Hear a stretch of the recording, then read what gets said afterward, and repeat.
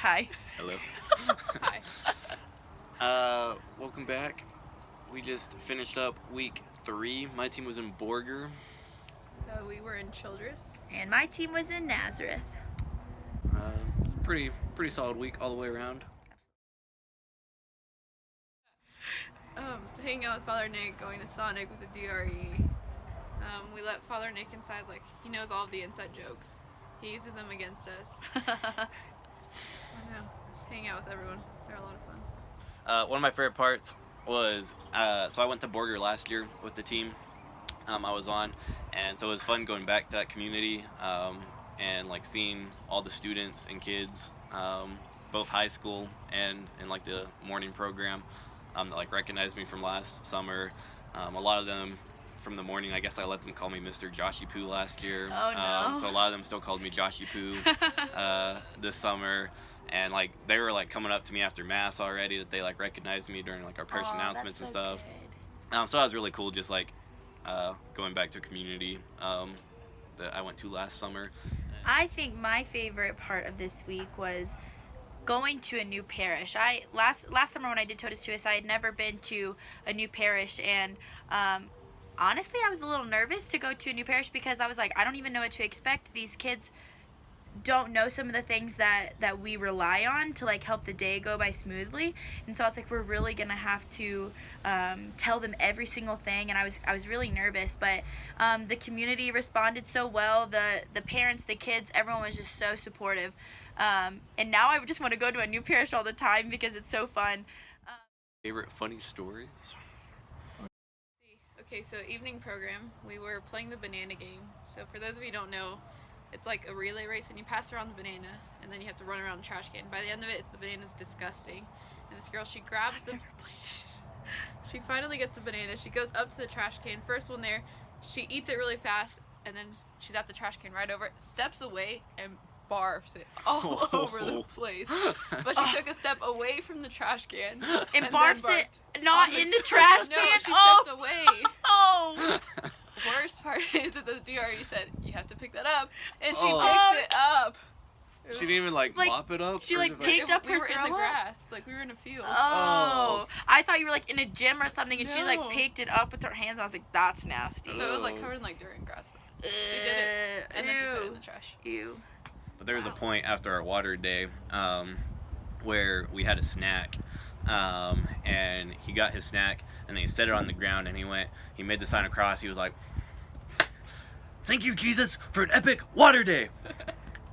And, like, that's how he like made the sign of the cross, and like he was just like so awesome throughout the entire week. But that part was just really funny. Oh yeah, they also taped Jose to a pole, but there was not enough duct tape. I told them there wouldn't be enough duct tape, but no one listens. And they duct taped him to this pole, and then they said, okay, let's take the chair out from underneath him and let's see what happens. And he fell to the ground. Maybe we can put that video in here too. And no one caught him, and then he just like fell, and we were like, oh no, are you okay? I said, okay. Okay, that's all.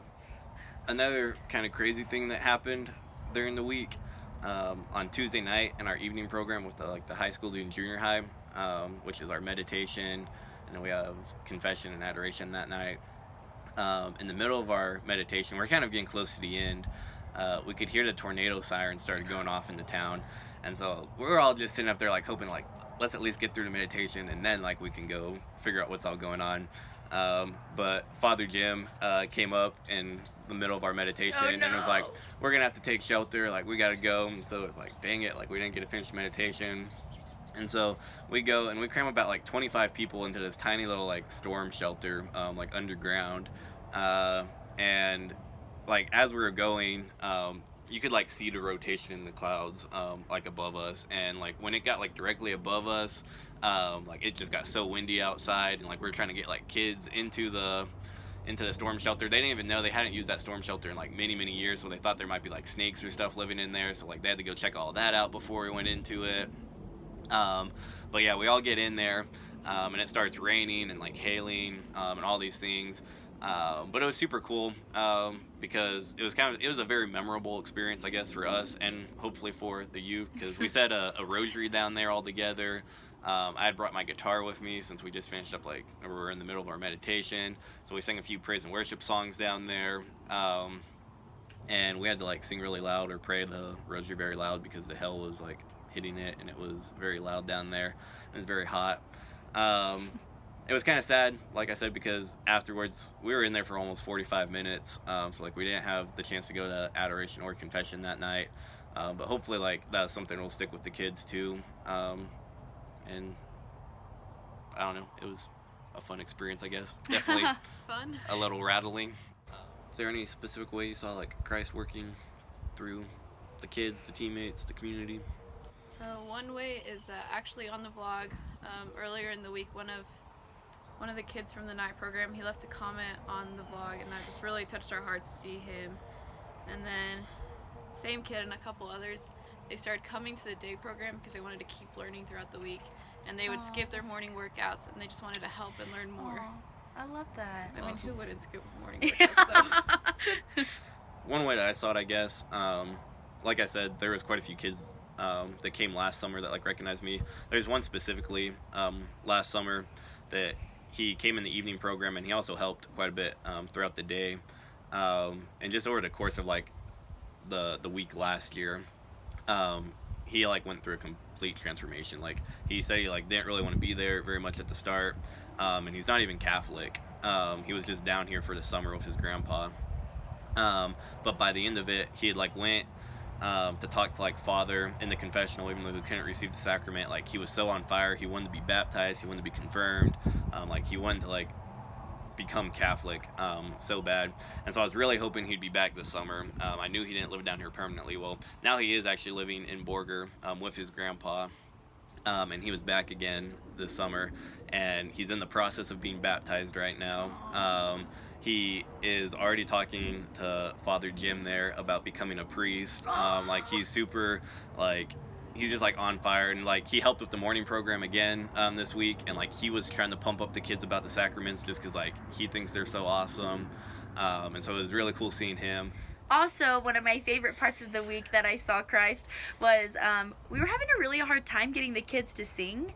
A lot of the times it was just me because Lacey and Quaid had to go be Eucharistic ministers, and so oftentimes when I would receive the Eucharist, the song would die down, and we were just really trying to encourage the kids, like, we have to keep the music going, and it was the very last day, and let me tell you, there is nothing more beautiful than hearing a bunch of little tiny humans singing to God. Like, it is absolutely wonderful, and it made me tear up. And it was just like, for some reason in the middle, they didn't really sing at the beginning, but in the middle of Mass they were just, like, singing so loud. And, like, I don't, you know, the communion song, hearing all those little voices, sweet sacrament, is just so cute. And anyway, that was just really awesome. It made me tear up. Overall, I think something that I've realized about Toast to Us, especially through Nazareth, is, like, there is not one person that does not benefit from Totus Tuus.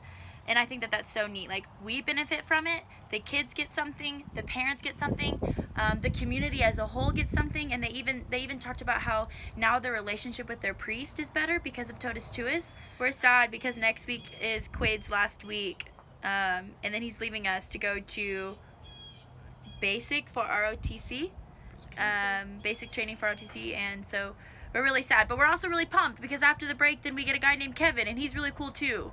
Kevin. Maybe he'll make Yeah, an appearance on the Kevin. vlog. Yeah. We'll be praying for all of y'all. Continue to pray for all of us, and God bless. Share this with your friends. Share with Bye your friends. bye. Bye. Here we got Father Nick and Dante racing on the slip inside. Father takes the lead. And Father wins! Woo! What do you have to say for yourself? I got stuck in the mud!